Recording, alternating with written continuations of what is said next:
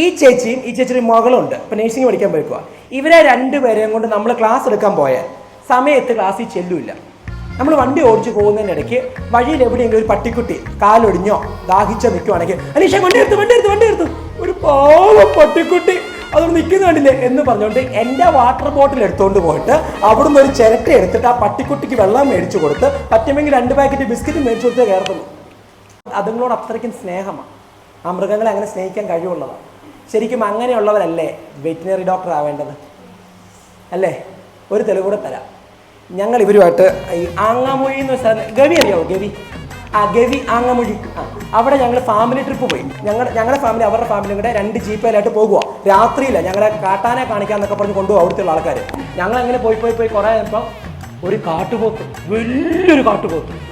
ഞാൻ നോക്കുമ്പം ശ്രീദേവി ചേച്ചി ഉണ്ടല്ലോ, ഇങ്ങനെ കടിച്ചിട്ട് ഒരു സാധനം എടുത്തിട്ട് ഒറ്റ ഏറ്.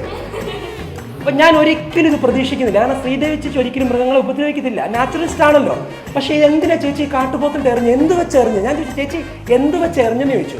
അപ്പോൾ പറയുക, എടാ നമ്മൾ കഴിക്കാൻ വേണ്ടി സുഖിയം മേടിച്ചില്ല ഞാൻ. പാവം കാട്ടുപോത്ത് കാട്ടി വിശന്ന് നിൽക്കുവല്ലേ, അത് കഴിച്ചോട്ടെന്ന് വിചാരിച്ചെടുത്ത് എറിഞ്ഞേക്കുന്നത്. കാട്ടുപോത്ത് വിചാരിച്ച നാടൻ ബോംബാണെന്ന് വിചാരിച്ചു അത് ജീവനം കൊണ്ട് ഒറ്റ ഓട്ടം.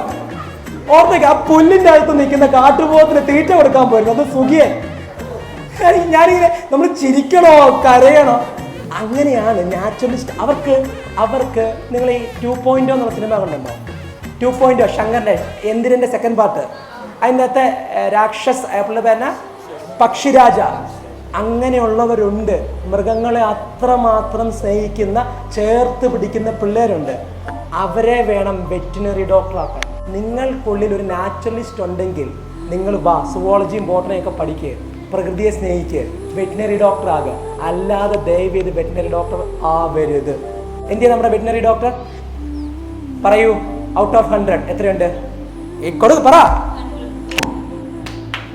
മോള് ചെയ്യാൻ പോകുന്ന വലിയൊരു നന്മയാണ് ഈ നാടിന് വേണ്ടി. Well done. നല്ലൊരു കൈ കൊടുത്തേ മോനെ. തോളത്തിട്ട് അഭിനന്ദിച്ചേ. നിന്നെ ഞാൻ അഭിനന്ദിക്കുന്നു ആ മൃഗങ്ങൾക്ക് വേണ്ടി. പറ.